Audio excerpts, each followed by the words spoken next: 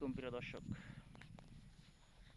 গ্রামের মেঠো পথ দিয়ে হাঁটছি আর আপনাদের সাথে আমি গল্পে মেতে উঠছি। আসলে এই গ্রামের রাস্তাগুলো অত্যন্ত সুন্দর।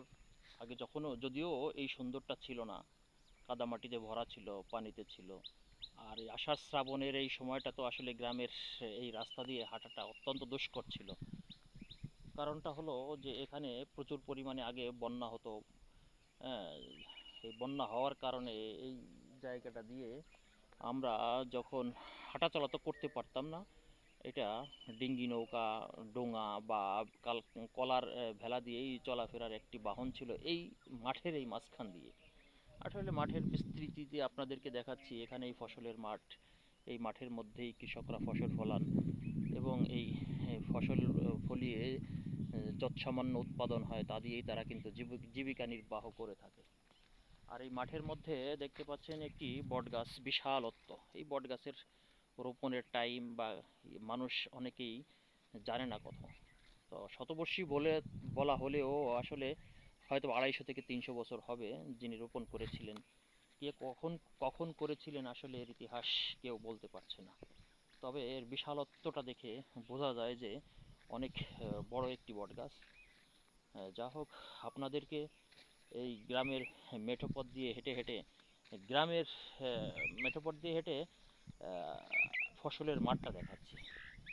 আর এখানে হাঁটছি সকালের একেবারেই সকাল উষা লগ্নে। হ্যাঁ, দেখেন সূর্যটা একটু একটু উঁকি দিচ্ছে পূর্ব দিকে।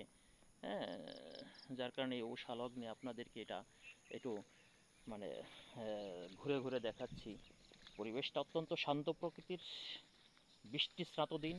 হুম, যার কারণে যদিও এখন বৃষ্টি নেই, কিন্তু পরিবেশটা অত্যন্ত শান্ত এবং ভালো লাগছে। এই কারণেই আপনাদেরকে এই শান্ত পরিবেশটা দেখাচ্ছি। এই পাশে দেখতে পাচ্ছেন, আমার পাশে এখন পাটের মৌসুম। পাট উত্তোলন করা হচ্ছে, পাট ভিজিয়ে পাটকে বাছাই করে কিন্তু পাটকাঠি, এই পাটকাঠি দ্বারা আমরা জ্বালানি কাজে ব্যবহার করি। এখন অন্য অন্য কাজেও ব্যবহৃত হয়, যার কারণে পাটকাঠির দামটাও বেড়ে গিয়েছে। এই পাটকাঠির দিয়ে আমাদের ছোটোকালে মা দাদিরা রান্নাবান্না করতেন, এখনও করেন। কিন্তু আগে বেশি ছিল, মানুষ উৎপাদনটা বেশি করত।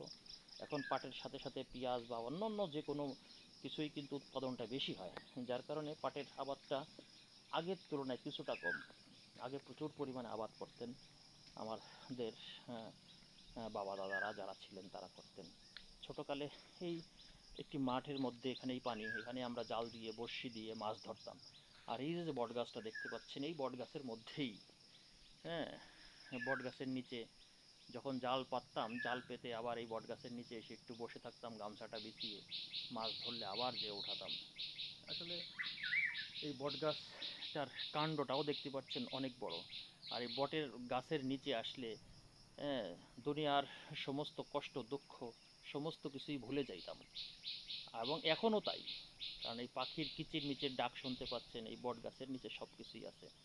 আগে তো এই বট গাছের ব্যাপারে অনেক কিছু কথিত ছিল বা কথা ছিল, যেখানে জিন থাকতো, কিন্তু আমরা কখনোই দেখি নেই। মানুষের মুখের যে কথা, সেটাই আমরা আসলে সর্বদাই শুনেছি। হ্যাঁ, কিন্তু মানে এটা মানুষের মুখে মুখে জিনের আলোচনাটা, এটা অনেকে, কেউ কেউ এটা দেখেছে ওটা দেখেছে, এই আলোচনাটা কিন্তু সর্বদা মানুষের মুখে মুখে থাকতো। কিন্তু এখন আর সেই আলোচনাটারও কিন্তু অনেক অনেকাংশেই কমে গিয়েছে। যা হোক, এই বটগাছ, বিস্তৃত ফসলের মাঠ, হ্যাঁ, এবং এই উষা লগ্নে আপনাদেরকে এই সুন্দর আবহে, সুন্দর পরিবেশে এটা দেখাতে পেরে আমার কাছে অত্যন্ত আনন্দিত বোধ করছি। হ্যাঁ, সবাই ভালো থাকবেন এবং এটা যেন আরও দীর্ঘদিন দেখে যেতে পারি। আল্লাহ তাআলা যেন হায়াতকে বাড়িয়ে দেন, সেই জন্যই আপনাদের কাছে দোয়াও চাচ্ছি। সবাই ভালো থাকবেন। আল্লাহ হাফেজ।